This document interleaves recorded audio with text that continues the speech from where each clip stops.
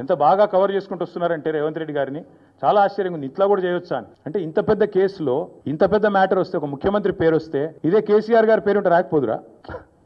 ఇదే కేసీఆర్ గారి పేరుంటే కోతికి కొబ్బరి చిప్ప దొరికినట్టు కొంతమంది సంబరాలు చేసుకుంటూ పేపర్ల నిండా తాటికాయంత అక్షరాలతో రాసేటోళ్ళు ఇలా రేవంత్ రెడ్డి గారికి కవరింగ్ ఇచ్చేందుకు చాలా కష్టపడి కాపాడుతున్నారు. వారందరికీ నేను చేసే విజ్ఞప్తి ఒకటే, మీరు ఎన్ని చేసినా, ఎంత గింజుకున్నా, ఈ మీడియా సంస్థలు ఎంత తాపత్రయపడ్డా, ఆయన మీకు ఎంత అడ్వర్టైజ్మెంట్లు ఇచ్చినా, ఎన్ని రకాలుగా మిమ్మల్ని ఫోన్ చేసి బెదిరించినా ప్రజలకు విషయం అర్థమైపోయింది.